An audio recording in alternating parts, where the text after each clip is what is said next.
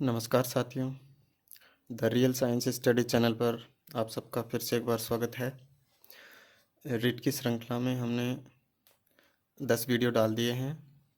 आपको जिस भी टॉपिक में कोई प्रॉब्लम है या आपका कोई टॉपिक वीक है, आप पिछले वीडियोज़ में जाके आराम से रिवीजन कर सकते हैं।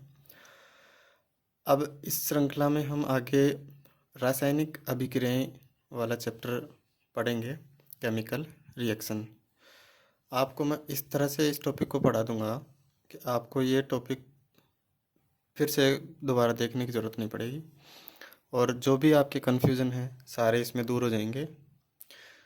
इसमें आपको सब एकदम क्लियर आपको होने वाला है सारा। आइए हम स्टार्ट करते हैं।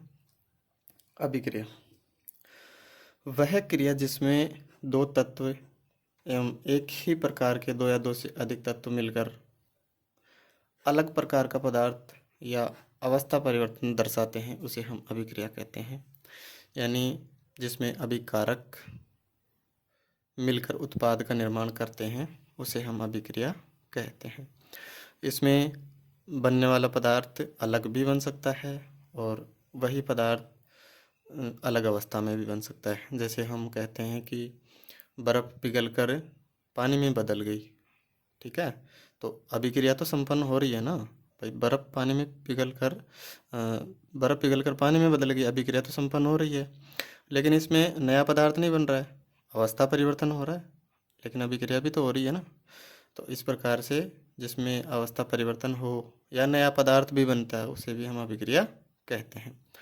अब अभिक्रिया दो प्रकार के परिवर्तन व्यक्त करती है, या तो भौतिक परिवर्तन होगा या रासायनिक परिवर्तन होगा।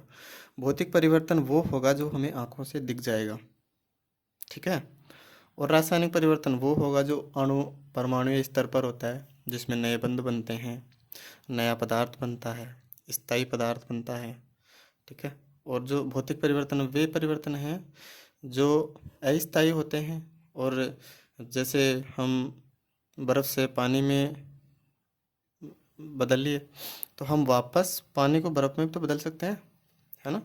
यानी ये उत्क्रमणीयता भी दर्शाते हैं, ठीक है। ये उत्क्रमणीयता नहीं दर्शाते, अनुत्क्रमणीयता दर्शाएंगे। यानी रासायनिक परिवर्तन होने के बाद हम वापस उसे अभिकारक में प्राप्त नहीं कर सकते उत्पाद बनने के बाद में, लेकिन भौतिक परिवर्तन में उत्पाद बनने के बाद हम उसको वापस अभिकारक के रूप में प्राप्त कर सकते हैं, ठीक है साथियों। अब हम देखते हैं भौतिक परिवर्तन। इसे अवस्था परिवर्तन भी कहते हैं। जैसे अवस्था परिवर्तन ही है भाई, बर्फ़ पानी में बदल गई और पानी भाप में यानी गैस में बदल गया, लेकिन हम वापस भाप को पानी में और पानी को बर्फ़ में भी तो बदल सकते हैं ना। यानी ये अवस्था परिवर्तन इसे हम कह सकते हैं।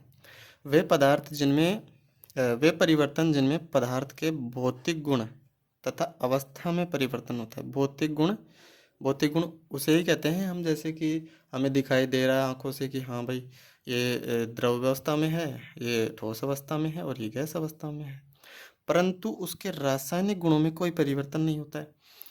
बर्फ़ भी H2O है, पानी में भी उसका अणुसूत्र H2O ही रहेगा और भाप में भी H2O ही होगा।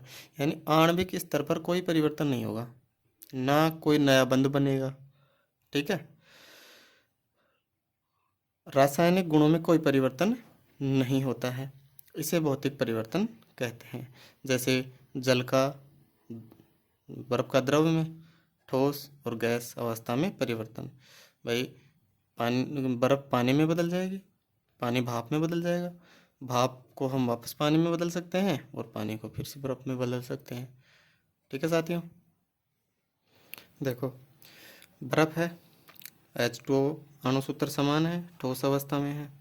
अब इसको हम गर्म करेंगे तो हम उसको द्रव अवस्था में प्राप्त कर लेंगे, यहाँ भी अणुसूत्र समान रहेगा। गर्म करेंगे तब बर्फ़ को गर्म करने पर द्रव अवस्था में, और इसको वापस ठंडा करेंगे तो ये ठोस अवस्था में। यानी सिर्फ और सिर्फ अवस्था परिवर्तन हो रहा है, अणुसूत्र बिल्कुल समान है। अब हम द्रव अवस्था को और गर्म करेंगे, यानी जल को और गर्म करेंगे तो वो वाष्प में बदल जाएगा, यानी गैस अवस्था, लेकिन अणुसूत्र तो यहाँ भी समान ही है ना। और हम वाष्प अवस्था को वापस ठंडा करके द्रव अवस्था में प्राप्त करेंगे, इसे हम संघनन कहते हैं। इसे हम हिम निर्माण कह सकते हैं। ठीक है, तो संघनन यानी वाष्प का द्रव अवस्था में बदलना, गैस का द्रव अवस्था में बदलना संघनन। जैसे बारिश होती है, पहले पानी भाप बन के ऊपर उड़ता है, तो फिर वो भाप जैसे जैसे ठंडी होगी, यानी उसे हम कहते हैं संघनन, यानी भाप का द्रव में बदलना, यानी वाष्प का द्रव में बदलना संघनन कहलाता है। ठीक है, तो इस तरह से हम समझ सकते हैं कि ये पूरा क्या है, भौतिक परिवर्तन है। इसमें अणुसूत्र नहीं बदल रहे, नया पदार्थ नहीं बन रहा, और वापस बने हुए पदार्थ को हम वापस से प्राप्त कर पा रहे हैं। भाई बर्फ़ को द्रवावस्था में बदल लिया जल में, और वापस जल को हम बर्फ़ में बदल सकते हैं। ठीक है, जैसे अब एक पदार्थ है नौसादर, ठोस अवस्था में होता है। ये क्या है, सीधे ही गैस अवस्था में बदल जाता है, जिसे हम ऊर्ध्वपातन कहते हैं। ठीक है, सब्लिमेशन, यानी इसका द्रव अवस्था में कोई स्थान नहीं होता है, यानी द्रव अवस्था में होता ही नहीं है, ये सीधा ही गैस अवस्था में बदल जाता है। इसे हम ऊर्ध्वपातन कहते हैं, कि ठोस पदार्थ सीधे गैस में बदल जाए उसे ऊर्ध्वपातन कहते हैं। ठीक है, तो ध्यान रखना, ये नौसादर है वो सीधे गैस अवस्था में बदल जाता है। तो ये भी तो भौतिक परिवर्तन ही हुआ। इसको जैसे वापस हम इसको ठंडा करेंगे तो ये वापस ठोस अवस्था में बदल जाएगा। ठीक है, भौतिक परिवर्तन के गुण। अब देखो भौतिक परिवर्तन के क्या क्या गुण होते हैं। पदार्थ केवल भौतिक गुणों, अवस्था, गंध आदि में परिवर्तन होता है, अणुसूत्र नहीं बदलता है। ठीक है, यह परिवर्तन अस्थायी होता है, क्योंकि हम इसको वापस भी उसी अवस्था में प्राप्त कर सकते हैं। परिवर्तन का कारण हटाने पर इन्हें पुनः प्राप्त किया जा सकता है। जैसे पानी को गर्म किए, ये कारण है, जल में बदल गया, बर्फ़ को गर्म करे तो वो जल में बदल गई, ये गर्म करना कारण हुआ। अगर इस गर्म करने वाले कारण को हम हटा देंगे, तो यानी ये ठंडा करेंगे इसको वापस, तो ठंडा करेंगे तो इसको वापस हम ठोस अवस्था में यानी बर्फ़ में प्राप्त कर सकते हैं। तो ये लाइन क्या बोल रही है कि परिवर्तन का कारण हटाने पर पुनः हम उसे प्राप्त कर सकते हैं। इसमें नए पदार्थ का निर्माण नहीं होता है, यानी नया पदार्थ नहीं बनता है। अगर नया पदार्थ बन गया तो वो भौतिक परिवर्तन नहीं हुआ, वो रासायनिक परिवर्तन हो जाएगा। ठीक है साथियों, तो अब भौतिक परिवर्तन के जो उदाहरण है एग्जाम में यही आता है, निम्न में से भौतिक परिवर्तन का उदाहरण है, निम्न में से रासायनिक परिवर्तन का उदाहरण है, तो एग्जाम में आपको यही देखने को मिलेगा। तो जैसे बर्फ़ का जल में बदलना, जल का बर्फ़ में बदलना, बर्फ़ से वापस द्रव में बदल गया, द्रव से भाप में बदल गया, भाप से वापस द्रव में बदल गया, ये सारा क्या है, भौतिक परिवर्तन का उदाहरण है। तौलिए द्वारा पानी को सोखना, तौलिया पानी को सोख लेता है और वापस हम उसको अगर सुखाते हैं धूप में तो वो वापस उसमें से पानी निकल जाता है, तो ये भी भौतिक परिवर्तन हुआ। कागज़ को फाड़ना, देखो यहाँ पर कन्फ्यूजन होता है कि कागज़ को फाड़ने से कैसे भौतिक परिवर्तन हुआ, हम कागज़ वापस तो जोड़ ही नहीं सकते, जोड़ सकते हैं। कागज़ को फाड़ना भौतिक परिवर्तन है, लेकिन कागज़ को जलाना ये रासायनिक परिवर्तन हो जाएगा, क्योंकि हम जले हुए राख से वापस कागज़ नहीं प्राप्त कर सकते। कागज़ को फाड़कर वापस जोड़ सकते हैं, इजीली जोड़ सकते हैं। इसी तरह से लकड़ी को काटना, काटने से लकड़ी को वापस भी तो जोड़ सकते हैं ना। और लकड़ी को अगर जला देंगे, लकड़ी को, या हम कहते हैं कोयला, कोयला या लकड़ी को जलाना, ये रासायनिक परिवर्तन में आ जाएगा। ठीक है, तो लकड़ी या कोयले को जलाना वाला, जो जलाने वाला चीज़ है ना, ये रासायनिक परिवर्तन में आएगी, लेकिन काटने वाली चीज़ और फाड़ने वाली चीज़ भौतिक परिवर्तन में आती है। ध्यान रखना, यहाँ पर कंफ्यूज नहीं होना है आपको। तांबे को खींचकर तार में बदलना, भाई तांबे को खींचकर तार में बदल देंगे तो उसके रासायनिक परिवर्तन में कोई रासायनिक गुण में थोड़ी परिवर्तन हुआ है, उसका तो भौतिक स्वरूप ही तो बदला है। पहले वो मोटी चादर के रूप में था, अब उसको खींचकर तार के रूप में बदल दिए, तो तार को वापस गला के हम वापस भी तो उसको प्राप्त कर सकते हैं ना। बल्ब का जलना या बंद होना, जलना, हम बल्ब को जला भी सकते हैं और वापस भी बंद कर सकते हैं, फिर वापस जला सकते हैं, फिर वापस बंद कर सकते हैं, तो भौतिक परिवर्तन हो रहा है। हाँ, लेकिन अगर बल्ब फूट जाता है या टूट जाता है, वो रासायनिक परिवर्तन हो गया। मोम का पिघलना, ये देखो यहाँ पर, मोम का पिघलना भौतिक परिवर्तन है, लेकिन मोम का जलना देखो ये यहाँ पर कन्फ्यूज़न नहीं होना है।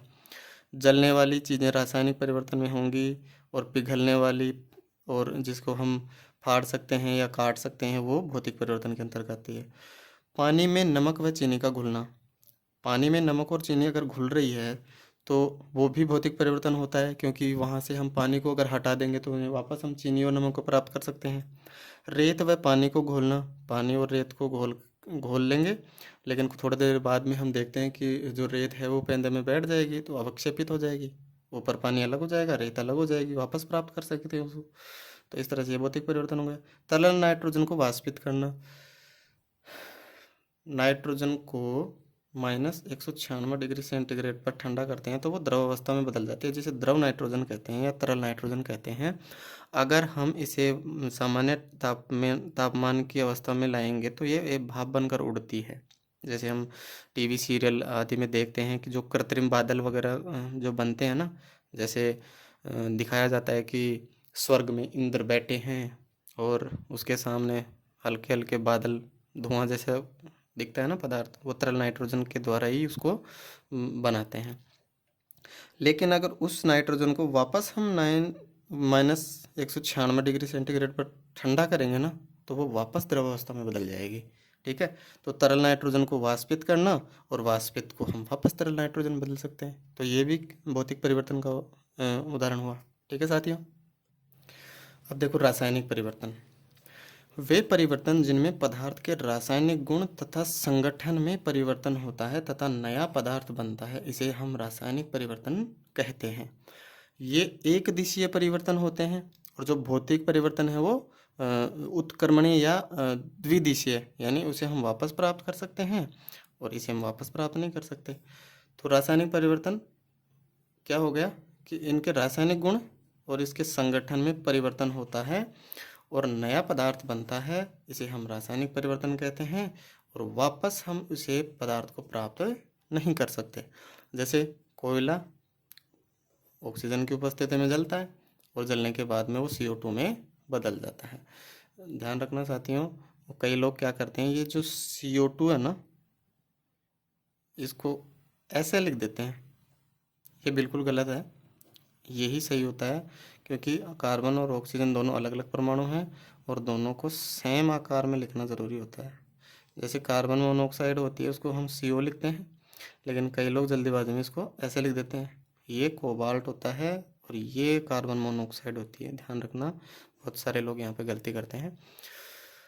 तो कार्बन ठोस अवस्था में है, ऑक्सीजन गैस है, तो ऑक्सीजन की उपस्थिति में कोयला जलता है और जल के CO2 का निर्माण करता है। इस प्रकार से ये पूरा क्या हो गया, रासायनिक परिवर्तन हो गया। क्योंकि भाई हम CO2 से वापस कार्बन तो नहीं बना सकते, वापस कोयला थोड़ी बना लोगे जलाने के बाद में। ठीक है, रासायनिक परिवर्तन के गुण क्या हैं, इसमें नया पदार्थ बनता है और प्रारंभिक पदार्थ से रासायनिक गुणों में भिन्न होता है। ठीक है, जो नया पदार्थ बनेगा वो पुराने पदार्थ से रासायनिक गुणों में बिल्कुल भिन्न होगा। नया पदार्थ बनने के बाद पुनः प्रारंभिक पदार्थ को प्राप्त नहीं कर सकते, यानी कोयला जल गया तो उसे वापस कोयले में नहीं बदल सकते ना अपन। यह रासायनिक परिवर्तन स्थायी होता है, यानी स्थायी होने का मतलब क्या हो गया कि जैसे इसमें बंद बन गए नए, उन्हें वापस तोड़कर हम पुनः प्रारंभिक पदार्थ प्राप्त नहीं कर सकते। नया पदार्थ बनता है और अणु सूत्र भी बदल जाता है। ठीक है, अब यहाँ पर देखो कार्बन का अलग है, ऑक्सीजन का अलग है, ये मिलकर कार्बन डाइऑक्साइड बना लिए, तो ये अलग अणुसूत्र बदल गया ना इनका। ठीक है, रासायनिक परिवर्तन के उदाहरण देखो, फिर से यहाँ पर इम्पोर्टेंट है, भौतिक परिवर्तन के उदाहरण और रासायनिक परिवर्तन के उदाहरण यही एग्जाम में पूछता है और यही हम कंफ्यूज होते हैं, तो इनको ध्यान से देख लेना। दूध से दही बनना, दूध से अगर एक बार दही बन गया तो हम वापस दही से दूध नहीं बना सकते, इसलिए ये रासायनिक परिवर्तन में आता है। दही से छाछ बनाना, छाछ से हम वापस दही नहीं बना सकते, इसलिए ये दोनों उदाहरण क्या होते हैं, रासायनिक परिवर्तन के अंतर्गत आते हैं। कंफ्यूज होने की कोई ज़रूरत नहीं है, सीधा आपके जीवन में जो सामान्य घटनाएं होती हैं उन्हीं के बारे में उदाहरण पूछा जाता है। थोड़ा सा दिमाग लगाना है कि हम वापस उस पदार्थ को प्राप्त कर लेंगे तो वो भौतिक परिवर्तन हो जाएगा और वापस हम पदार्थ को प्राप्त नहीं कर पाएंगे तो वो रासायनिक परिवर्तन हो जाएगा। ठीक है, कागज़ का जलना, अभी हमने पीछे देखा था कि कागज़ का फटना भौतिक परिवर्तन, कागज़ का जलना रासायनिक परिवर्तन, लकड़ी या कोयले का जलना रासायनिक परिवर्तन और लकड़ी का काटना भौतिक परिवर्तन। बल्ब का फूटना, अब बल्ब फूट ही गया, वापस थोड़ी जोड़ लोगे। मोम का जलना, देखो पिघलना मोम का भौतिक परिवर्तन, मोम का जलना रासायनिक परिवर्तन। आटे से रोटी बनाना, आटे से रोटी बन गई तो रोटी से वापस आटा नहीं बनेगा, ये रासायनिक परिवर्तन होता है। बनी सब्जी का खराब होना, सब्जी एक बार खराब हो गई तो मतलब उसमें ऑक्सीकरण का काम हो गया। ऑक्सीकरण हम आगे आराम से पढ़ेंगे बहुत सारे डिटेल से ऑक्सीकरण को। तो ऑक्सीकरण होने के बाद में उसमें नए बंध बन गए, वो सब्जी खराब हो गई तो हम उसको वापस सही नहीं कर सकते। लोहे पर जंग लगना, ये भी तो रासायनिक परिवर्तन हो गया भाई। जंग को वापस तुम लोहे में तो नहीं बदल सकते ना, ठीक है। तो आप ऐसे देख लेना कि हम नए पदार्थ को वापस पुराने पदार्थ में कन्वर्ट कर पा रहे हैं या नहीं। अगर कन्वर्ट कर पा रहे हैं तो भौतिक परिवर्तन होगा, और अगर कन्वर्ट नहीं हो रहा है तो वो रासायनिक परिवर्तन होगा। क्योंकि रासायनिक परिवर्तन का मुख्य उदाहरण है कि हम इसे पुनः वापस प्राप्त नहीं कर सकते हैं, ठीक है। अब देखो रासायनिक समीकरण, केमिकल इक्वेशन, यानी जब किसी रासायनिक अभिक्रिया को हम अणुसूत्र और प्रतीक के रूप में लिखकर प्रदर्शित करते हैं ना, तो उसे रासायनिक समीकरण कहते हैं।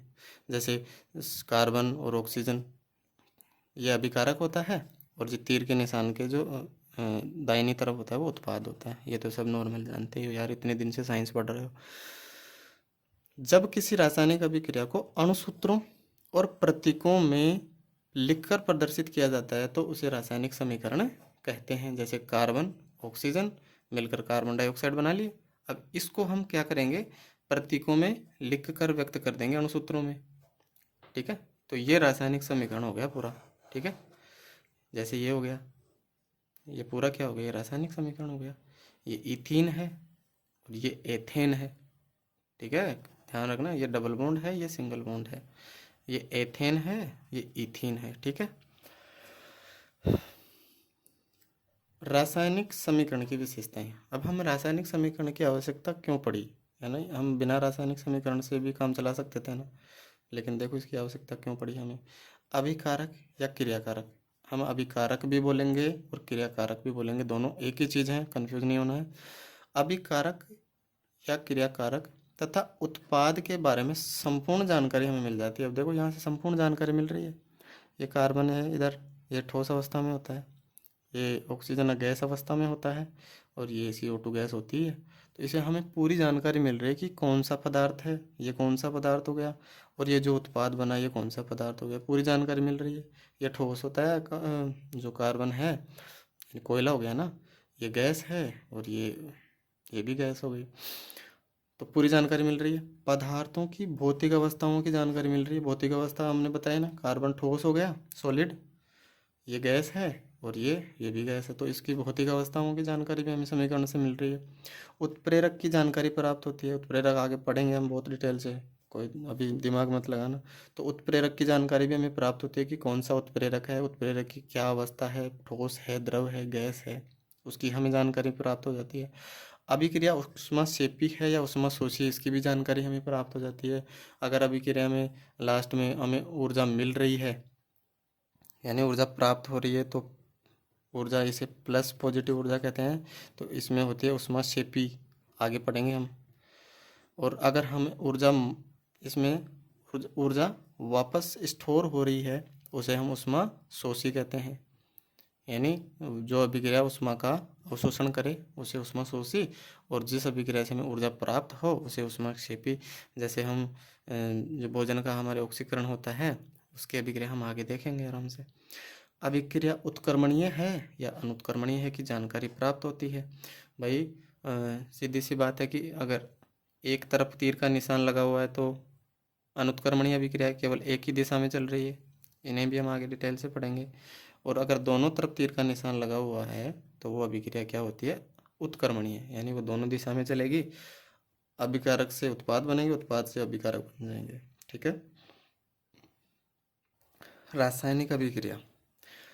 अब देखो रासायनिक अभिक्रिया क्या चीज़ है। किसी पदार्थ में रासायनिक परिवर्तन होने पर वह मूल पदार्थ से रासायनिक गुणों में भिन्न हो जाता है। इस घटना का या इस प्रक्रम को हम रासायनिक अभिक्रिया कहते हैं। यानी हम सीधे शब्दों में कहें तो क्या बोलेंगे, किसी पदार्थ में रासायनिक परिवर्तन होने की घटना को रासायनिक अभिक्रिया कहते हैं। ठीक है साथियों, भाई रासायनिक परिवर्तन जिस घटना के द्वारा हो रहा है उसे हम रासायनिक अभिक्रिया कहते हैं। ठीक है साथियों, अब देखो मुख्य जो रासायनिक अभिक्रियाएं हमारे सिलेबस में दे रखी हैं या हमारे जो एनसीईआरटी में दे रखे हैं वो मैंने इसमें सारे लिख दिए हैं और एक एक अभिक्रिया को समझेंगे आराम से धीरे धीरे।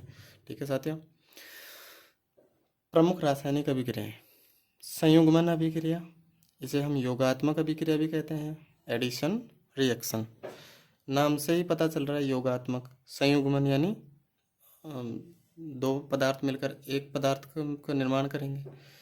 ऐसी अभिक्रियाएं जिनमें दो या दो से अधिक अभिकारक आपस में संयोग करके एक ही उत्पाद का निर्माण करते हैं उन्हें हम संयुग्मन अभिक्रियाएं कहते हैं। ठीक है, दो पदार्थ हैं, अलग अलग हैं और एक उत्पाद बना रहे हैं मिलकर, मैग्नीशियम और ऑक्सीजन मिलकर मैग्नीशियम ऑक्साइड बना रहे हैं।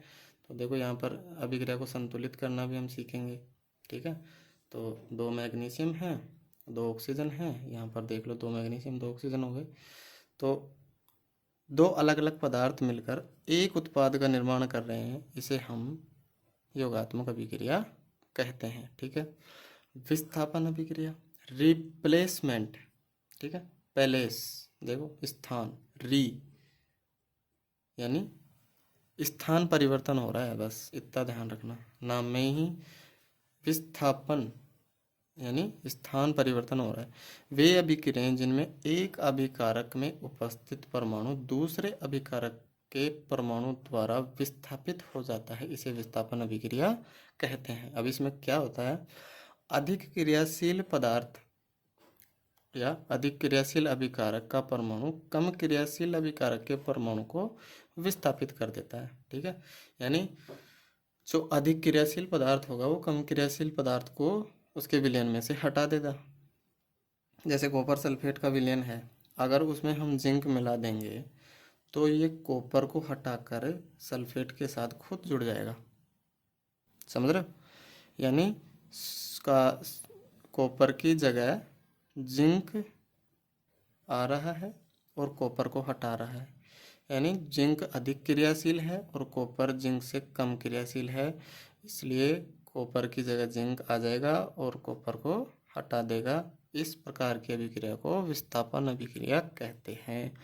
जिंक अधिक क्रियाशील है, CuSO4 में से इस कॉपर को हटा देता है और खुद इस विलयन में अपना स्थान ले लेता है, यानी कम क्रियाशील पदार्थ को हटाकर अधिक क्रियाशील पदार्थ उसका स्थान ग्रहण कर लेता है। इस प्रकार की अभिक्रिया को विस्थापन अभिक्रिया कहते हैं। देखो मैंने कुछ यौगिकों की क्रियाशीलता का घटता हुआ क्रम लिखा है, इसमें हम ये वाला जो परमाणु है सबसे अधिक क्रियाशील है, फिर ये है, फिर ये है, फिर ये। तो आप इस श्रेणी को याद कर लेना। याद करने की सबसे बेस्ट ट्रिक है जो हाइड्रोजन है ना, ठीक है, तो जो हाइड्रोजन है उसको बीच में याद कर लेना। इसकी तरफ इधर 4 हैं, कॉपर, Hg यानी कॉपर, पारा, चांदी और सोना। ठीक है, सोना सबसे कम क्रियाशील है।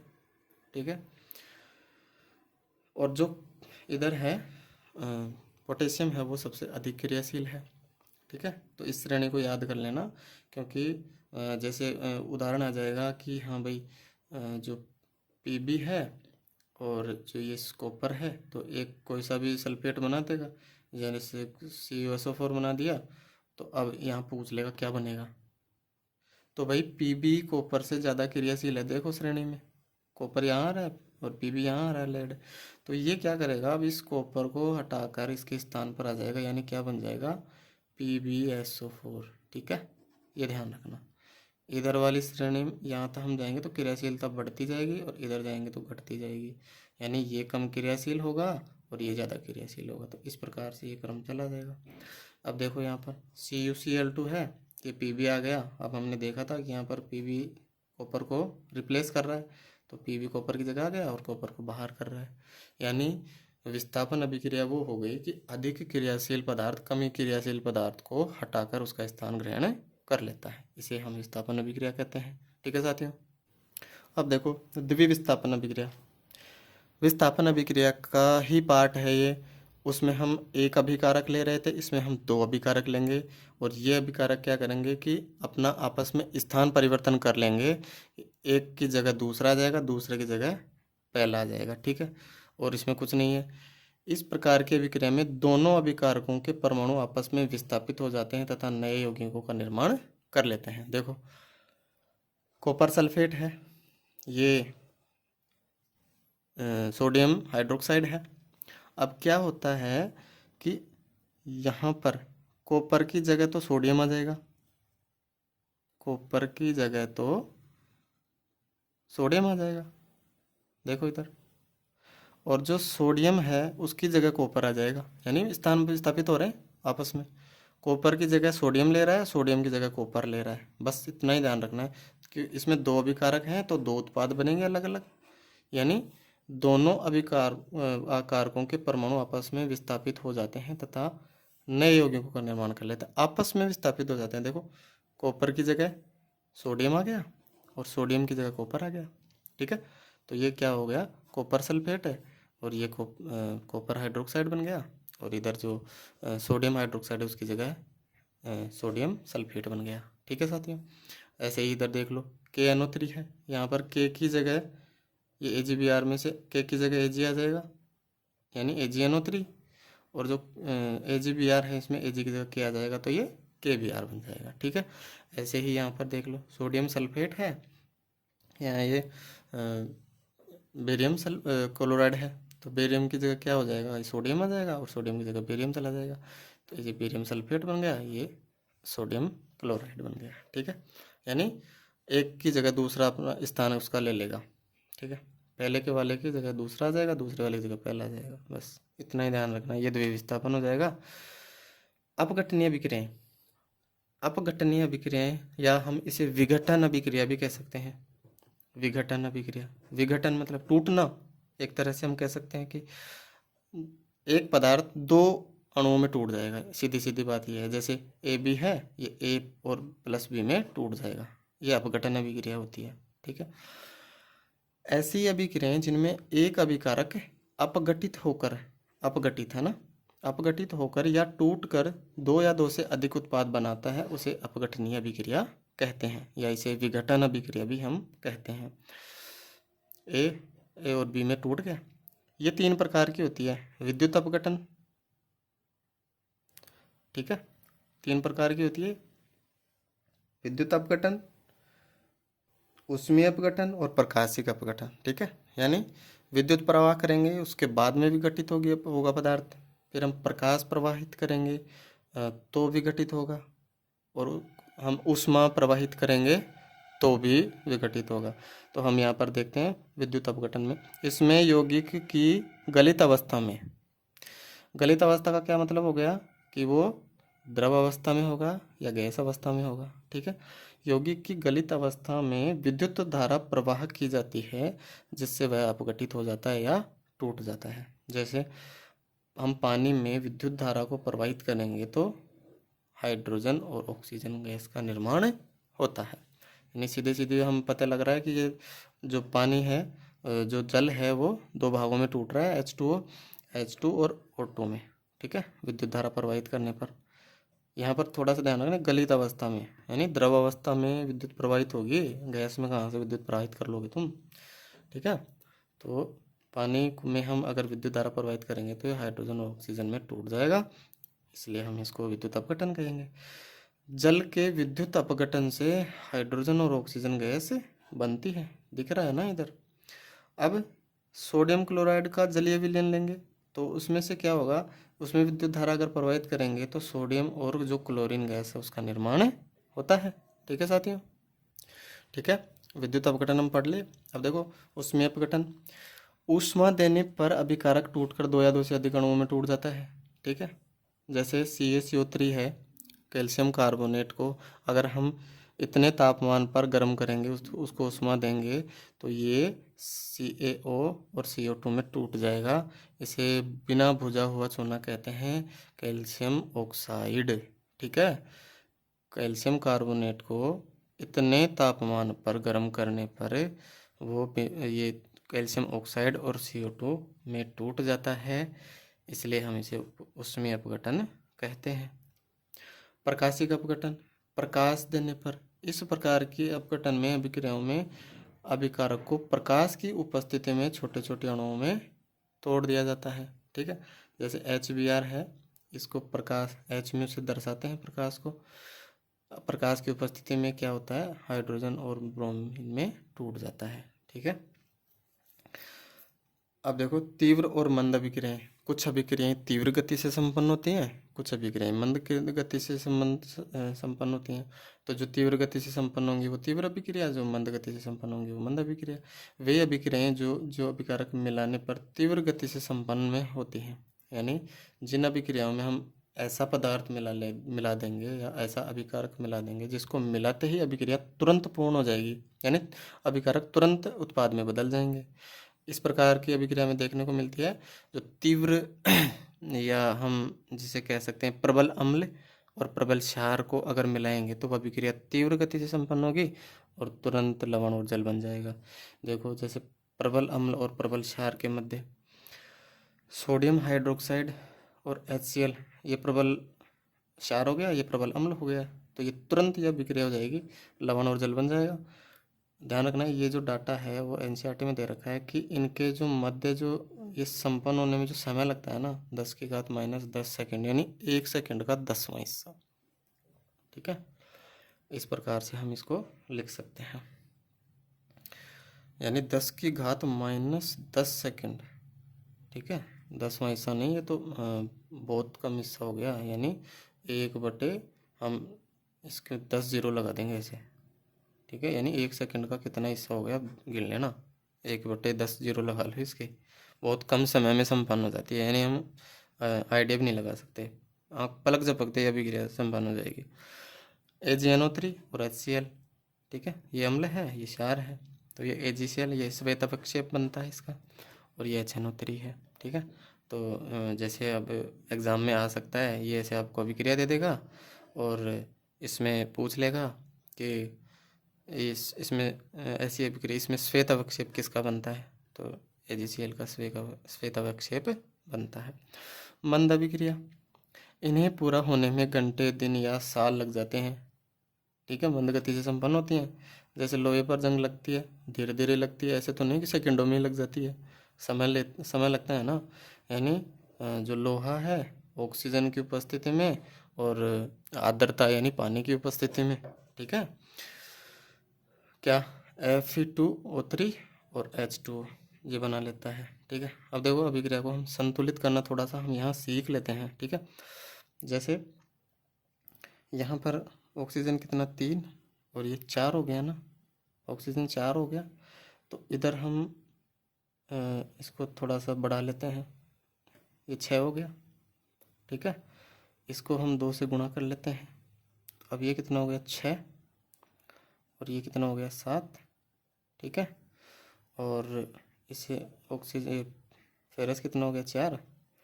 अब ये H2O बन गया, 6 और 1 7 हो गए और 6 और 1 7 हो गए। ठीक है, तो ये क्या है, ये जंग है, यानी आर्द्रता की उपस्थिति में लोहे पर जंग लगती है।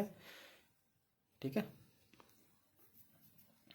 अब देखो इधर KClO3 और इसको हम अगर गर्म करेंगे तो ये KCl और 3O2 में टूटा, यानी ये बहुत धीरे प्रोसेस है, आपको ये ध्यान रखना है, ये जल्दी से अभिक्रिया संपन्न होती ही नहीं है। जैसे एसिटिक अम्ल है और एथेनॉल है, इसको मिलाएंगे तो एथिल एसीटेट और जल का निर्माण होता है, मतलब बहुत धीरे होती है ये अभिक्रियाएँ, इसलिए ये मंद अभिक्रिया के अंतर्गत आती है। ठीक है साथियों, अब देखो थोड़ा सा इम्पोर्टेंट, उत्क्रमणीय अभिक्रियाएं और अनुत्क्रमणीय अभिक्रियाएं, रिवर्सिबल और इरिवर्सिबल हैं। उत्क्रमणीय का मतलब हो गया दोनों तरफ चलेंगी और अनुत्क्रमणीय का मतलब हो गया एक दिशा में ही चलेंगी, यानी इसे हम कह सकते हैं अग्र और प्रतीप। तो अग्र और प्रतीप दोनों दिशाओं में चलेगी तो वो तो उत्क्रमणीय होगी, और जो सिर्फ और सिर्फ अग्र दिशा में चलेगी वो अनुत्क्रमणीय होगी। ऐसी अभिक्रियाएं जिनमें अभिकारक क्रिया करके उत्पाद बनाते हैं, उसी समय उन्हीं परिस्थितियों में उत्पाद भी अभिक्रिया करके अभिकारकों का निर्माण करते हैं। इनमें अभिकारकों की मात्रा कभी शून्य नहीं होती, क्योंकि उत्पाद वापस अभिकारक बन रहे हैं और अभिकारक उत्पाद बन रहे हैं, तो यह अभिक्रिया से चलती रहेगी। उत्पाद से अभिकारक बनते रहेंगे, अभिकारकों से उत्पाद बनते रहेंगे। ये अभिक्रिया दोनों दिशाओं में संपन्न होती है। ऐसा चिन्ह लगाते हैं, ठीक है, ये वाला चिन्ह लगाते हैं इस अभिक्रिया में, यानी ये अलग अभिकारक हो गया, ये अलग अभिकारक हो गया, ये मिलकर अलग अलग उत्पाद बना लिए और ये उत्पाद मिलकर वापस इन अभिकारकों में बदल रहे हैं। देखो जैसे नाइट्रोजन और हाइड्रोजन मिलकर अमोनिया बनाते हैं और अमोनिया वापस नाइट्रोजन और हाइड्रोजन में टूट जाता है, ठीक है। तो ये उत्क्रमणीय अभिक्रिया हो गई। और अनुत्क्रमणीय इरिवर्सिबल, यानी सिर्फ अग्र दिशा में चलेगी, ये अग्र और प्रतीप दोनों दिशा में चलेगी, यानी ये चिन्ह तो हो गया अग्र दिशा का और ये हो गया प्रतीप दिशा का। अनुत्क्रमणीय अभिक्रिया ऐसी अभिक्रियाएं जो अभिकारकों द्वारा क्रिया करके उत्पाद बनाती हैं तथा ये एक दिशा में संपन्न होती है, उत्पाद से वापस अभिकारक इसमें नहीं बनते हैं। स्थायी परिवर्तन हो जाता है, कार्बन ऑक्साइड की उपस्थिति में जलता है और जलकर CO2 का निर्माण कर लेता है। यहाँ पर मीथेन है, वो ऑक्सीजन की उपस्थिति में जलकर कार्बन डाइऑक्साइड और जल का निर्माण करती है और ये एक ही दिशा में संपन्न होती है। इन अभिकारकों उत्पाद से वापस अभिकारक प्राप्त नहीं कर सकते हैं, ठीक है साथियों। अब देखो ऑक्सीकरण और अपचयन अभिक्रिया, ये थोड़ा सा आपको समझने की चीज़ है। ऑक्सीकरण और अपचयन अभिक्रिया, ऑक्सीडेशन और रिडक्शन। पहले हम ऑक्सीकरण को समझते हैं। ऑक्सीकरण अभिक्रिया में दो काम होंगे, या तो ऑक्सीजन का योग होगा, या तो ऑक्सीजन जुड़ेगी, या इसमें हाइड्रोजन हटता है, यानी हाइड्रोजन का त्याग होगा, वियोजन होगा। हाइड्रोजन हटेगी या ऑक्सीजन जुड़ेगा, ये दोनों चीज़ें ऑक्सीकरण कहलाती हैं। यानी ऑक्सीजन का जुड़ना और हाइड्रोजन का हटना या वियोजन होना ऑक्सीकरण कहलाता है, ठीक है। ऑक्सीजन का योग तथा हाइड्रोजन का वियोजन होना ऑक्सीकरण कहलाता है। यानी ऑक्सीजन जुड़ी ऑक्सीडेशन और हाइड्रोजन हट गई वो भी ऑक्सीडेशन होता है, ठीक है। और या जिससे उल्टा कर लेंगे कि ऑक्सीजन का हटना और हाइड्रोजन का जुड़ना ये अपचयन कहलाता है, ठीक है। ये ध्यान रखना अंतर, बस इतना ही अंतर ध्यान रखना है। ऑक्सीजन का योग और हाइड्रोजन का वियोजन ऑक्सीकरण, ऑक्सीजन का वियोजन और हाइड्रोजन का योग अपचयन, इतना ही ध्यान रखना है, बस दिमाग ही नहीं लगाना अपने को। यहाँ पर थोड़ा सा ये और देख लेना, इलेक्ट्रॉन का त्याग, इलेक्ट्रॉन त्यागेगा, या हम कह सकते हैं कि पॉजिटिव आवेश में वृद्धि होगी, या कहते हैं ऑक्सीकरण संख्या में वृद्धि होगी, उसे हम ऑक्सीकरण कहते हैं। और इसका उल्टा हो जाएगा भाई, जो इलेक्ट्रॉन ग्रहण करेगा, इलेक्ट्रॉन ग्रहण करेगा तो पॉजिटिव आवेश कम होगा और नेगेटिव आवेश बढ़ता जाएगा, ठीक है। यानी हम बात करें कि जैसे हम जैसे इसकी बात करते हैं 3+ फेरिक, है ना। अगर हम इसमें इलेक्ट्रॉन जोड़ देंगे, प्लस में माइनस जोड़ देंगे तो कम हो जाएगा, यानी Fe2+ हो जाएगा फेरस। तो इस प्रकार से क्या हो रहा है, आवेश में कमी हो रही है ना, +3 से +2 में आ गया, तो आवेश का घटना यहाँ पर ये अपचयन कहलाएगा। लेकिन हम कहें कि Fe2+ में हम एक और इलेक्ट्रॉन इसमें जोड़ रहे हैं, सॉरी, एक और इलेक्ट्रॉन इससे निकल रहा है ना, यानी इलेक्ट्रॉन का त्याग, इलेक्ट्रॉन निकल रहा है, तो ये Fe3+ में परिवर्तित होगा, यानी फेरिक, फेरस से फेरिक बन जाएगा। तो अब ये तो ऑक्सीकरण कहलाएगा और ये अपचयन कहलाएगा, ठीक है।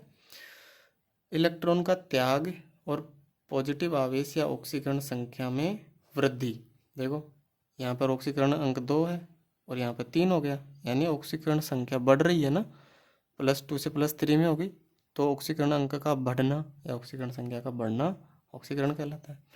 अब इतना ध्यान रख लेना, देखो मैग्नीशियम और ऑक्सीजन की हम अभिक्रिया करवाएंगे तो ये मैग्नीशियम ऑक्साइड हमें प्राप्त होता है, ठीक है। जैसे इसमें देख लो, हाइड्रोजन और ऑक्सीजन को मिलाया तो हमें जल प्राप्त हो गया, इसको संतुलित कर लेना। ये देखो अब यहाँ पर थोड़ा सा दिमाग ये लगाना है, ऑक्सीजन जुड़ रही है ना, ऑक्सीजन जुड़ रही है, लेकिन हाइड्रोजन का हटना, अब ये H2S हो गया, हाइड्रोजन सल्फेट। तो अब इसमें क्या होगा, हाइड्रोजन हट गई और सल्फर बच गया। हाइड्रोजन का हटना भी तो ऑक्सीकरण कहलाता है, ठीक है। और हमने देखा इलेक्ट्रॉन का त्याग, Fe2+ है, इलेक्ट्रॉन का त्याग कर दिया, Fe3+ में हो गया, ऑक्सीकरण संख्या में वृद्धि हो गई, पॉजिटिव आवेश में वृद्धि हो गई, ये भी ऑक्सीकरण कहलाता है। अब चयन, हाइड्रोजन का योग और ऑक्सीजन का वियोजन अपचयन कहलाता है। इलेक्ट्रॉन का योग, देखो उधर त्याग हो रहा है, इधर योग हो रहा है, योग होगा तो अपचयन और इलेक्ट्रॉन त्यागेगा तो ऑक्सीकरण। नेगेटिव आवेश तो बढ़ता है, जैसे हम बात करें कि कोई भी नेगेटिव हम उसकी बात कर लेते हैं, जैसे कि माइनस वाला यौगिक है, ठीक है, ऋणावेश वाला कोई भी यौगिक ले लो एक अपने, जैसे हम बात करते हैं ऑक्सीजन है, ये अब जीरो इसकी ऑक्सीजन अवस्था 0 है। अगर हम इसमें से एक इलेक्ट्रॉन निकालेंगे तो इस पे पॉजिटिव आएगा, लेकिन हम क्या कर रहे हैं, इलेक्ट्रॉन का योग कर रहे हैं।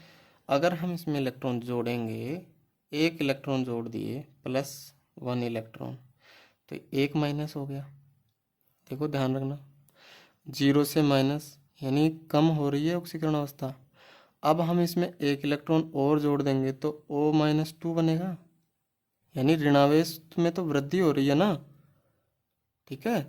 ऋणावेश का बढ़ना और ऑक्सीकरण संख्या का घटना, ऑक्सीकरण संख्या यहाँ 0 हो गई, यहाँ माइनस में चल रही है, ठीक है, तो घट रही है ना ऑक्सीकरण संख्या।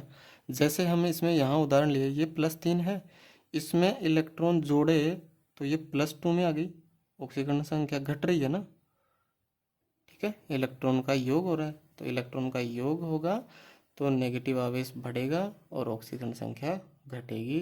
इसे हम यहाँ अपचयन कहलाता है, ठीक है, इसे हम अपचयन कहते हैं। हाइड्रोजन का योग और ऑक्सीजन का वियोजन अपचयन कहलाता है। इलेक्ट्रॉन का योग और नेगेटिव आवेश बढ़ना और ऑक्सीकरण संख्या का घटना अपचयन कहलाता है, ठीक है। अब देखो यहाँ पर ऑक्सीजन है, ऑक्सीजन हट रही है कार्बन की उपस्थिति में, ठीक है, तो ऑक्सीजन का वियोजन और हाइड्रोजन का योग, देखो ये हाइड्रोजन का योग हो गया, मिलकर HCl बन गया, तो हाइड्रोजन का तो योग होना और ऑक्सीजन का हटना अपचयन कहलाता है। और हमने बात की कि ऑक्सीकरण संख्या का घटना, घट गई ऑक्सीजन संख्या, इलेक्ट्रॉन का जुड़ना, इलेक्ट्रॉन का योग, ये अपचयन है। अब देखो यहाँ पर CuO, अब इसमें देखो दोनों चीज़ें हो रही हैं, ऑक्सीजन हट रही है और हाइड्रोजन जुड़ रही है, ठीक है, तो ये वाली अभिक्रिया हो गई वो अपचयन की अभिक्रिया हो गई, ठीक है साथियों। अब देखो अपौपचयी अभिक्रियाएं, इसको रेडॉक्स अभिक्रिया बोलोगे तो ज़्यादा ठीक रहेगा, क्योंकि एग्जाम में भी यही आता है लिखा हुआ रेडॉक्स, ठीक है। रेडॉक्स अभिक्रियाएं या अपौपचयी अभिक्रियाएं वे अभिक्रियाएं जिनमें ऑक्सीकरण और अपचयन की क्रिया साथ साथ संपन्न होती है, यानी साथ में ऑक्सीकरण भी हो रहा है और साथ में अपचयन भी हो रहा है, जी उसे हम रेडॉक्स अभिक्रिया कहते हैं। अब देखो यहाँ पर हम इसमें देखेंगे एक अभिकारक का ऑक्सीकरण, एक अभिकारक का ऑक्सीकरण होगा, उसके साथ ही दूसरे का अपचयन हो जाएगा, ये दोनों एक साथ संपन्न होते हैं, उसे हम रेडॉक्स अभिक्रिया कहते हैं। देखो कैसे, हमने बात की ऑक्सीकरण अंक का बढ़ना, यहाँ पर देखो, यहाँ पर जिंक +2 अवस्था में है, जिंक +2 में है, और यहाँ पर जिंक 0 में है, यानी क्या हो रहा है, यहाँ पर ऑक्सीजन जो ऑक्सीकरण संख्या है वो घट रही है, तो ऑक्सीकरण संख्या का घटना अपचयन हो रहा है, तो यहाँ पर जिंक का तो अपचयन हो रहा है। और जो कार्बन है यहाँ पर 0 में है और इधर +2 अवस्था में है, ऑक्सीजन पे -2 होता है ना, तो कार्बन का ऑक्सीकरण अंक बढ़ रहा है, बढ़ रहा है तो कार्बन का ऑक्सीकरण हो रहा है और जिंक का अपचयन हो रहा है, ये ध्यान रखना बस।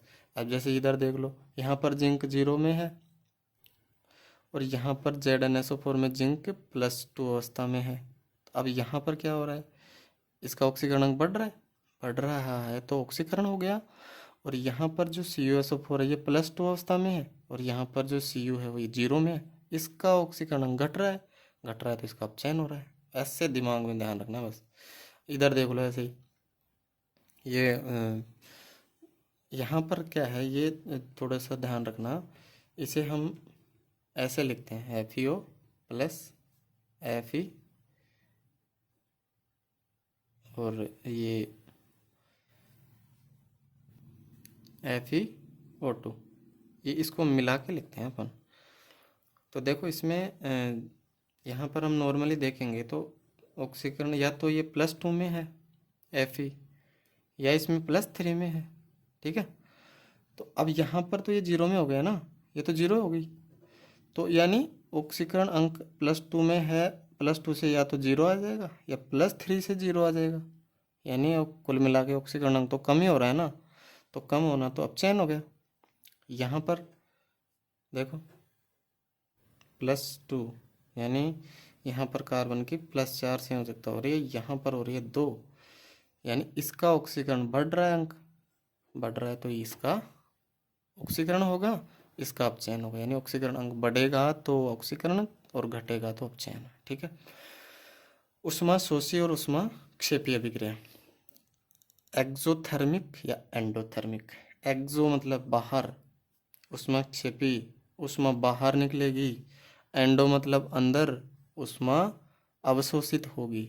इस शब्द से थोड़ा सा दिमाग में रख लेना, उष्मा क्षेपित करना है ना, ये बाहर निकालना, और अवशोषित अवशोषण इससे ध्यान रख जाएगा आप। शोषी मतलब उष्मा का अवशोषण होगा और क्षेपी मतलब क्षेपण करना यानी बाहर निकालना।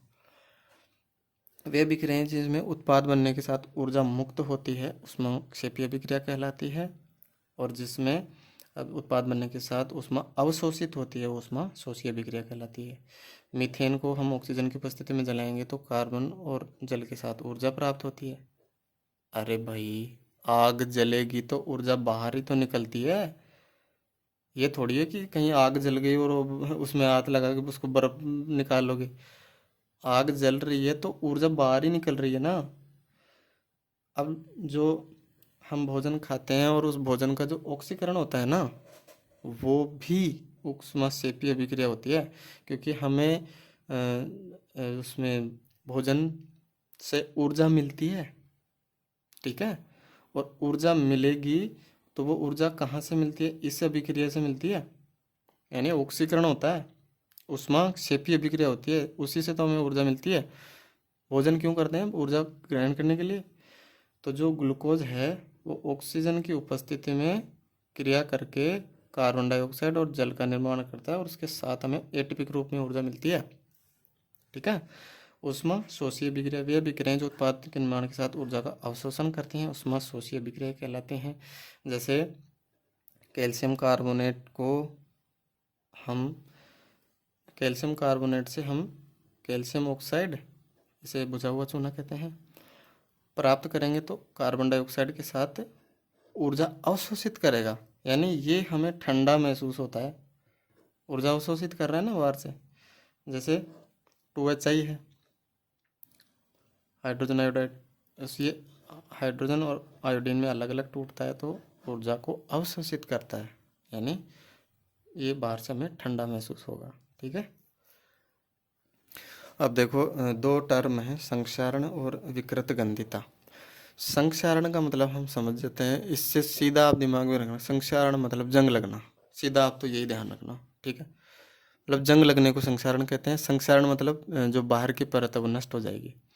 जब कोई धातु वातावरण के संपर्क में, या इसे हम आर्द्रता भी हम इसे कह सकते हैं, आर्द्रता पानी की उपस्थिति में संपर्क में आती है, बाहरी सतही तो संपर्क में आएगी, है ना, तो उसकी ऊपरी परत नष्ट होने लगती है, इस प्रक्रिया को संक्षारण कहते हैं। हम नॉर्मली कह सकते हैं कि जंग लगने की जो अभिक्रिया वो संक्षारण की अभिक्रिया होती है, ठीक है, जैसे देख लो, लोहे पर जंग लगना, तांबे पर जो हरी परत है उसका चढ़ना, चांदी पर काली परत का चढ़ना।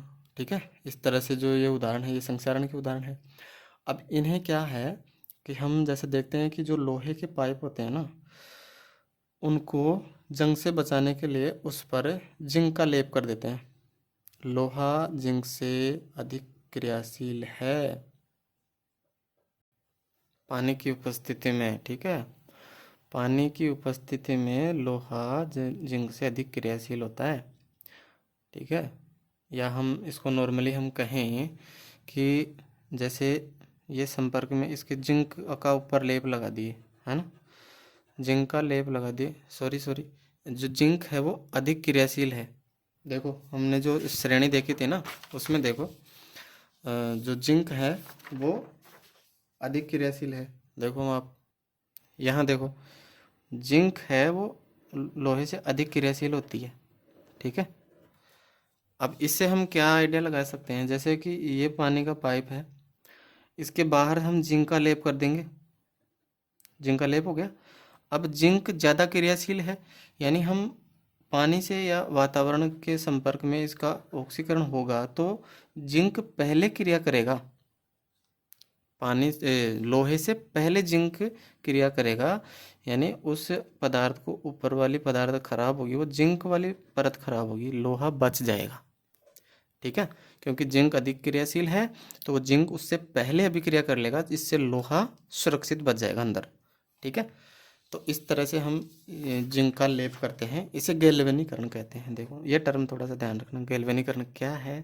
गैल्वेनीकरण वो प्रोसेस है कि लोहे पर जिंक की परत को चढ़ाना, इसे हम गैल्वेनीकरण कहते हैं।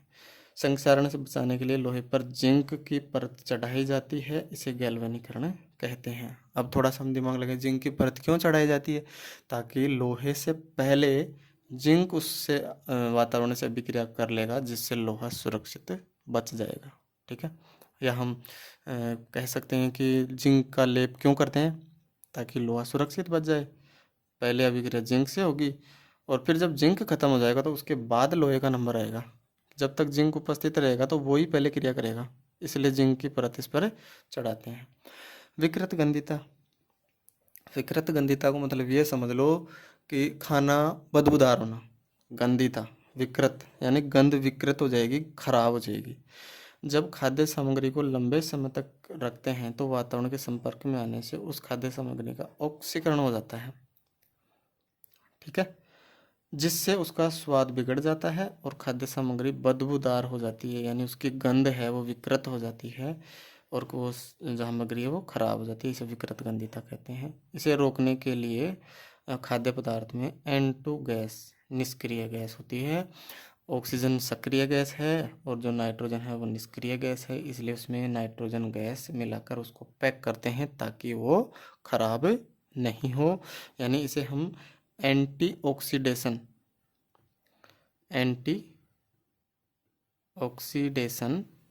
पदार्थ कहते हैं। ठीक है, उदासीनीकरण न्यूट्रलाइजेशन, अम्ल और क्षार अभिक्रिया करके लवण और जल बनाते हैं, जिसे हम उदासीनीकरण की अभिक्रिया कहते हैं। ये अम्ल हो गया, ये क्षार हो गया, ये मिलकर लवण और जल का निर्माण कर लेंगे, इसे हम उदासीनीकरण की अभिक्रिया कहते हैं। ये अम्ल हो गया, ये क्षार हो गया। ठीक है, अब देखो थोड़ा एग्जाम में आने लायक प्रश्न यहाँ से भी होंगे आपके। उत्प्रेरक कैटालिस्ट, वे पदार्थ जो रासायनिक अभिक्रिया में भाग लेकर अभिक्रिया के वेग को परिवर्तित कर देते हैं लेकिन खुद अपरिवर्तित रहते हैं। अभिक्रिया के वेग को या तो बढ़ाएंगे या घटाएंगे, परिवर्तन तो होगा, या तो बढ़ेगा वेग या घटेगा। तो जो पदार्थ अभिक्रिया के वेग में परिवर्तन ला देंगे और खुद स्वयं अपरिवर्तित रहेंगे, उन्हें हम उत्प्रेरक कहते हैं। ध्यान रखना, उत्प्रेरक केवल अभिक्रिया के वेग को बढ़ाते ही नहीं हैं, कम भी करते हैं। वो उत्प्रेरक की प्रकृति पर निर्भर है कि आप कौन सा उत्प्रेरक प्रयोग में ले रहे हो। जैसे देख लो जो KClO3 है, वो MnO2 की उपस्थिति में गर्म करने पर KCl और ऑक्सीजन में टूट जाता है। ठीक है, वनस्पति तेल है, वो हाइड्रोजन की उपस्थिति में निकल के साथ वनस्पति घी में बदल जाता है, ये ठोस होता है, ठोस घी में बदलता है, ध्यान रखना। निकल की उपस्थिति में वनस्पति घी में बदल जाता है। हाइड्रोजन का योग, इसे हाइड्रोजनीकरण की अभिक्रिया कहते हैं, हाइड्रोजनीकरण। ठीक है, बहुत बार पढ़ा होगा आपने कि जो डालडा घी जानते हो ना, लड्डू बनाते हैं, अरे इसमें तो डालडा घी है, देसी घी नहीं है। तो वो जो डालडा घी, वनस्पति घी बोलते हैं उसको। तो वनस्पति तेल से हाइड्रोजन का योग करके निकल की उपस्थिति में वनस्पति घी का निर्माण करते हैं। तो ये उत्प्रेरक होते हैं। ये क्यों उपयोग में लेते हैं? ताकि अभिक्रिया जल्दी से संपन्न हो जाए। कुछ अभिक्रियाएं ऐसी होती हैं जिन्हें हम रोकना चाहेंगे, यानी उत्प्रेरक मिला के हम चाहेंगे कि वो अभिक्रिया नहीं हो। क्यों नहीं हो, हम आगे देखेंगे। असंतृप्त, देखो डबल बॉन्ड और ट्रिपल बॉन्ड जिस यौगिक में आ गए वो असंतृप्त यौगिक होता है। यानी कार्बन कार्बन के बीच में अगर डबल बॉन्ड या ट्रिपल बॉन्ड आ गया, वो असंतृप्त कार्बन श्रृंखला होती है। जो वनस्पति तेल होता है उसमें असंतृप्त श्रृंखलाएं होती हैं, और जो वनस्पति घी होता है उसमें संतृप्त श्रृंखलाएं, यानी सिंगल बॉन्ड मिलेंगे कार्बन के बीच में। ठीक है, ठीक है साथियों। अवस्था के आधार पर उत्प्रेरक के 3 प्रकार होते हैं। अवस्था कैसे? जैसे अभिकारक गैसीय अवस्था में है, उत्प्रेरक ठोस अवस्था में है, और उत्पाद गैस अवस्था में है। यानी अगर या तो समांगी होंगे, समांगी मतलब अभिकारक, उत्प्रेरक और उत्पाद तीनों सेम अवस्था में हैं, या तो गैसीय अवस्था में होंगे तीनों, या तीनों ठोस अवस्था में होंगे, या तीनों द्रव अवस्था में होंगे, तो वो समांगी उत्प्रेरक होगा। ठीक है। जब रासायनिक अभिक्रिया में उत्प्रेरक, अभिकारक और उत्पाद सभी की अवस्था समान हो, यानी या तो गैसीय अवस्था में हो तीनों, या तीनों तरल या द्रव अवस्था में हो, या तीनों गैस या ठोस अवस्था में हो, यानी अवस्थाएं समान अगर हैं तो समांगी उत्प्रेरक, और तीनों में से एक भी अलग है तो वो विषमांगी उत्प्रेरक हो जाएगा। जैसे देखो CH3 COOCH3, ठीक है, ये द्रव अवस्था में है। ठीक है, और जैसे ये है, पानी तो द्रव अवस्था में होता ही है, और HCl अम्ल होता है, ये भी द्रव अवस्था में होता है, और इससे क्या बनता है, एसिटिक अम्ल और मेथेनॉल। ठीक है, तो ये भी द्रव अवस्था में होगा और ये भी द्रव अवस्था में होगा, यानी सभी की अवस्था द्रव अवस्था हो रही है। देख लो इधर, द्रव द्रव, ये भी द्रव और ये भी द्रव। इस प्रकार का ये क्या हो गया, समांगी उत्प्रेरक हो गया। ये दिमाग में ध्यान रखना बस। SO2 gas, oxygen gas, NO gas और ये SO3 भी गैस, तीनों चीज़ें गैस अवस्था में हैं, तो ये भी समांगी उत्प्रेरक हो गया। ठीक है, अब विषमांगी उत्प्रेरक में क्या हो गया, अभिक्रिया उत्प्रेरक, उत्प्रेरक, अभिकारक और उत्पाद तीनों में से अगर कोई एक भी अलग है तो वो विषमांगी उत्प्रेरक हो गया। जैसे देखो ये गैस है, ये भी गैस है, लेकिन जो लोहा है वो ठोस है, और ये भी गैस हो गया। देखो तीनों समान अवस्था में, लेकिन यह दोनों भी कारक भी समान है, उत्पाद भी गैसीय अवस्था में, लेकिन उत्प्रेरक है वो ठोस अवस्था में आ गया, यानी अलग हो गया। एक कोई भी अलग होते ही वो विषमांगी उत्प्रेरक के अंतर्गत आ जाएगा। जैसे देखो वनस्पति घी या तेल है, ये लिक्विड अवस्था में, ये हाइड्रोजन गैसीय अवस्था में हो गया, ये ठोस अवस्था में हो गया। और ध्यान रखना वनस्पति घी को आपके NCERT में ठोस अवस्था में लिखा हुआ है। ठीक है, तो ये ठोस अवस्था में, तो ये विषमांगी और ये भी विषमांगी, यानी कोई भी एक अलग अवस्था में आ जाएगा तो वो विषमांगी के अंतर्गत आता है। क्रिया के आधार पर उत्प्रेरक के प्रकार, क्रिया के आधार पर मतलब या तो अभिक्रिया के वेग को बढ़ाएगा, या अभिक्रिया के वेग को कम करेगा, या उत्प्रेरक स्वयं उपस्थित हो जाएगा, या फिर जैव उत्प्रेरक होते हैं। देखो हम कैसे इसको समझते हैं। क्रिया के आधार पर 4 प्रकार के होते हैं ये, धनात्मक उत्प्रेरक, ऋणात्मक उत्प्रेरक, स्वतः उत्प्रेरक और जैव उत्प्रेरक। अभिक्रिया के वेग को बढ़ाने वाले धनात्मक उत्प्रेरक, यानी वेग को बढ़ाएंगे। जैसे KClO3 है, इसमें MnO2 अगर हम मिला देंगे तो ये अभिक्रिया का वेग बढ़ जाएगा, और तुरंत हमें 2 उत्पाद प्राप्त हो जाएंगे, ऑक्सीजन और KCl, यानी अभिक्रिया का वेग बढ़ा रहा है तो धनात्मक उत्प्रेरक हो गया। ऋणात्मक उत्प्रेरक ये अभिक्रिया के वेग को घटाते हैं। अब सर जी हमें अभिक्रिया का वेग घटाना क्यों है? देखो हाइड्रोजन जो पेरोक्साइड है इसको रॉकेट ईंधन में आदि में काम में लेते हैं, तो ये जल्दी से इसमें नहीं बदले, इसके लिए इसमें ग्लिसरॉल मिला देते हैं। हम नहीं चाहते कि हाइड्रोजन पेरोक्साइड पानी और ऑक्सीजन में बदले, इसलिए इसको रोकने के लिए हम इसमें ग्लिसरॉल मिला देते हैं। क्लोरोफॉर्म है वो ऑक्सीजन की उपस्थिति में फॉस्जिन गैस जो कि एक विषैली गैस है उसमें बदल जाती है। क्लोरोफॉर्म जानते हो ना, निश्चेतक बेहोश करने के लिए चोर आता है और रुमाल में उसके शीशे में से डाल के बेहोश कर देता है, वो क्लोरोफॉर्म होती है। अगर वो ऑक्सीजन की उपस्थिति में थोड़ी देर रह जाएगी तो वो फॉस्जिन विषैली गैस में बदल जाएगी वो। तो हम नहीं चाहते कि क्लोरोफॉर्म विषैली गैस में बदले, इसलिए हम उसमें ये क्या है C2H5 एथेनॉल मिला देते हैं। फॉस्जिन गैस नहीं बने इसलिए हम उसमें एथेनॉल मिला देते हैं। इसलिए हम ऋणात्मक उत्प्रेरक का भी काम में लेते हैं। हम सोचते हैं कि ऋणात्मक उत्प्रेरक का यूज क्यों करेंगे, हमें तो अभिक्रिया का वेग बढ़ाना ही तो है। नहीं, हम कहीं कहीं चाहेंगे कि अभिक्रिया का वेग नहीं बढ़े।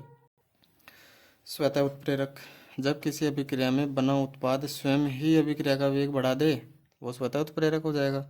जैसे एथिल एसीटेट है,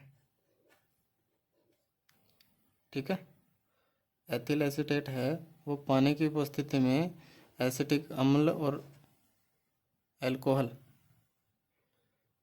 या इसको हम एथेनॉल भी कह सकते हैं, एथेनॉल या एल्कोहल, इसमें बदल जाएगा, ठीक है। तो इसमें जो ये एसिटिक अम्ल है ये स्वतः उत्प्रेरक का काम करेगा, यानी अभिक्रिया का वेग को बढ़ा देगा ये, ठीक है। जैव उत्प्रेरक, जैव रासायनिक अभिक्रिया में अभिक्रिया की गति को बढ़ाने के लिए जो पदार्थ होते हैं उन्हें जैव उत्प्रेरक कहते हैं। साधारणतः इन्हें एंजाइम कहते हैं। एंजाइम क्या करता है, अभिक्रिया का वेग बढ़ा देता है। जैसे NH3CO यूरिया का फॉर्मूला होता है जो पानी की उपस्थिति में, और यूरिएज जो एंजाइम है उसकी उपस्थिति में अमोनिया में बदल जाता है, ठीक है। यूरिया जहरीला पदार्थ होता है जो हमारे यकृत में इसका निर्माण होता है। यूरिएज की उपस्थिति में ये अमोनिया में बदल जाता है जो हमारे मूत्र द्वारा शरीर से बाहर निकलता है। हम उसमें उत्सर्जन तंत्र में हम इन्हें पढ़ेंगे आराम से, ठीक है। माल्टोज है वो माल्टेज की उपस्थिति में ग्लूकोज में बदल जाता है, ठीक है। माल्टोज का फॉर्मूला वही होता है जो चीनी का फॉर्मूला होता है, ठीक है। उत्प्रेरक की क्रियाशीलता को प्रभावित करने के आधार पर, यानी या तो उत्प्रेरक वर्धक और उत्प्रेरक विष। उत्प्रेरक वर्धक वे पदार्थ हैं जो उत्प्रेरक की क्रियाशीलता बढ़ाएंगे, यानी उत्प्रेरक के साथ एक अन्य पदार्थ काम में लेंगे जो उत्प्रेरक की क्रियाशीलता को बढ़ाएगा, या तो बढ़ाएगा या तो घटाएगा। तो जो बढ़ाएगा वो तो वर्धक, यानी वे पदार्थ जो उत्प्रेरक की क्रियाशीलता में वृद्धि करते हैं उन्हें उत्प्रेरक वर्धक कहते हैं।